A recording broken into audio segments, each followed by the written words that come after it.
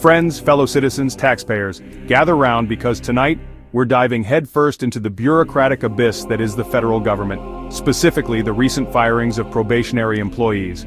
Picture this: thousands of dedicated public servants shown the door, all thanks to a directive from the very top. Now I know what you're thinking, John, government bureaucracy? That's about as exciting as watching paint dry on C-SPAN, and you'd be right usually.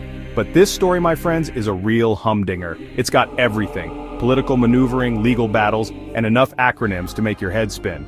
It's like House of Cards, but with less Kevin Spacey and more staplers. The Trump administration decided to trim the fat. They targeted probationary employees. Think of it like high school, but with pink slips. These firings weren't just about saving a few bucks. They were part of a larger agenda to reshape the federal workforce, an agenda driven by the Department of Government Efficiency. Yes, apparently that's a real thing.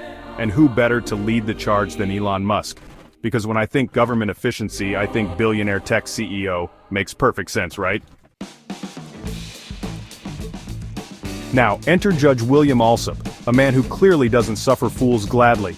He saw right through the administration's flimsy justifications for the firings and delivered a resounding smackdown.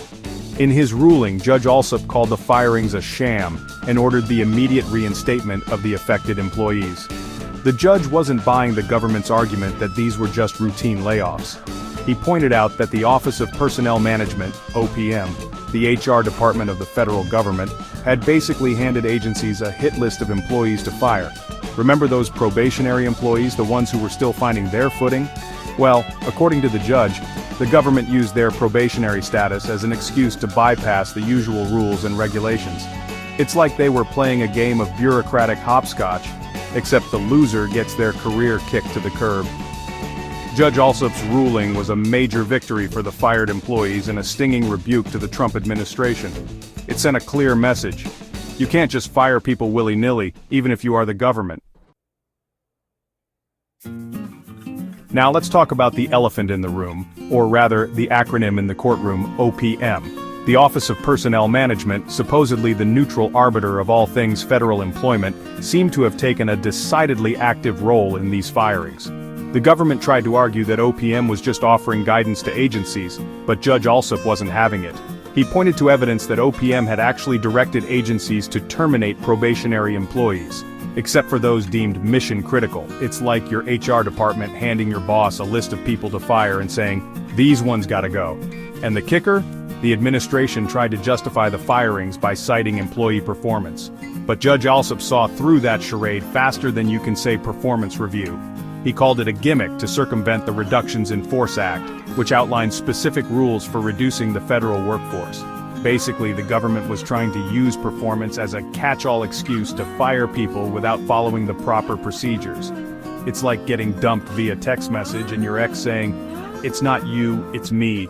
You're just not performing up to my standards." So, where do things stand now? Well, the fired employees are back at their desks, at least for now, but the fight is far from over. The Justice Department has already announced plans to appeal Judge Alsop's ruling, because apparently admitting you were wrong is not in their vocabulary. Meanwhile, the White House is throwing a full-blown temper tantrum. They're calling the ruling absurd and unconstitutional and accusing the judge of trying to unconstitutionally seize the power of hiring and firing from the executive branch. It's like a toddler who's been told they can't have a cookie before dinner.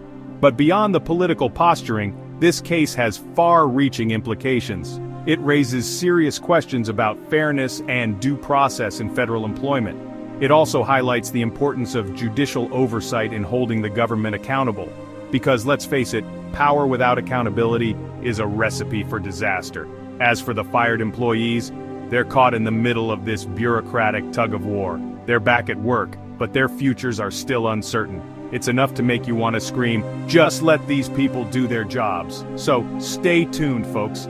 This story is far from over.